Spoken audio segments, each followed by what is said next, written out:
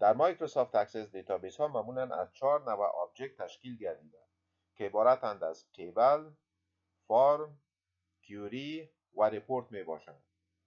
این 4 آبجکت با هم یکجا شده و برای شما اجازه می دهد که تمام کارهایی را که از یک دیتابیس توقع دارید برای شما اجرا می کند که از داخل نمودن و ذخیره نمودن معلومات گرفته تا تجزیه و تدوین نمودن نتایج جستجو را در بر میگیرد. خب تا به این دم شما آموختید که دیتابیس اساساً یک مجموعه از معلومات می باشد که در لیست ها تنظیم شده اند، یعنی در تیبل ها، که تیبل را می توان قلب یک دیتابیس نامید، جایی که تمام معلومات در آن ذخیره می گردد.